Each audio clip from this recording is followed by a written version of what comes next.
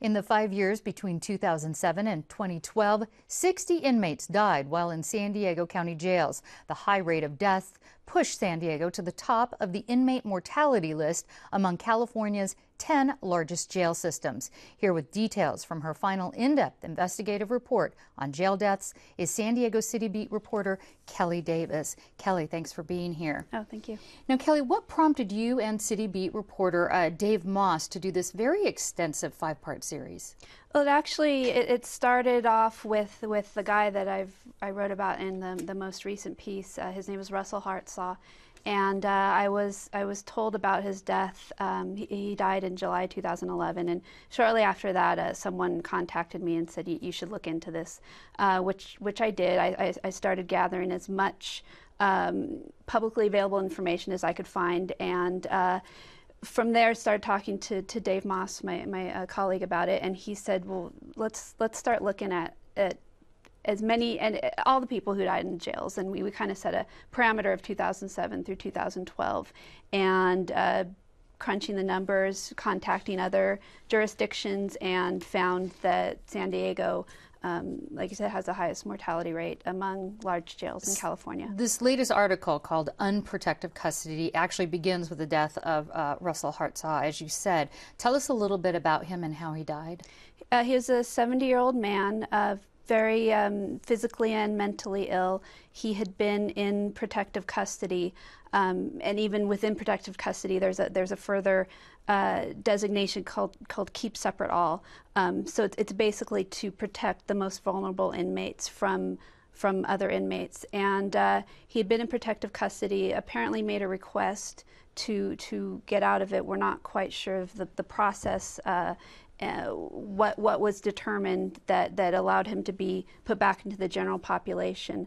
But shortly after that, he was transferred into a dorm-like cell with a group of inmates who took him to be a child molester. He was not mistakenly a child molester. Took him to be a child molester. And within 2 or 3 hours of him being transferred into that cell or that module, he was beaten to death, and it's just a really gruesome reading about how he died. Was not, it was very upsetting. A 70-year-old man beat to death by a group of inmates because he was mistakenly thought to be a child molester. Yeah. Tell us more about these 60 people in this 5-year period who died.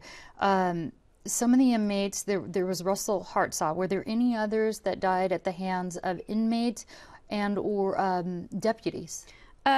Russell was the only one that was clearly an attack by other inmates. There was one where a couple inmates got in a fight, and one guy died shortly after. But there were two deaths that Dave Moss looked at for one piece in our series that involved deputies descending on inmates. One of them, Tommy Tucker, he was mentally ill. And that resulted in death. Yeah, and basically they restrained him in such a way that he couldn't breathe and died. What did the county sheriff say about these inmate death rates?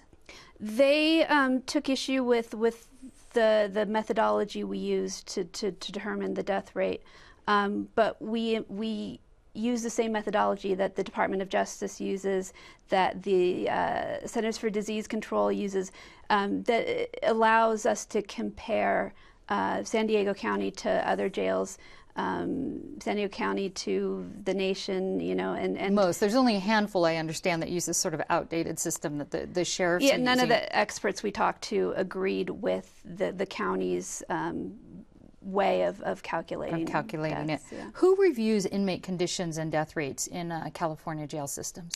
Well, in San Diego County, there's the Citizens Law Enforcement Review Board, which is part of its responsibility, as part of its duties, is to look at all in custody deaths. And what we found was there was a period of time where they weren't being notified. The sheriff's department wasn't passing along to them the each time an inmate died. And so right now, after this series and after this state, review, which happens routinely, where does it stand now? Is anybody investigating the death rates? As far as we know, no. And for this story, we looked at what other counties have done when the death rate has triggered some red flags, and they bring in experts, they bring in consultants, they admit there's a problem, and the county sheriff has yet to do any of that. All right. Kelly Davis, thanks for the update and this remarkable investigation. Thank you.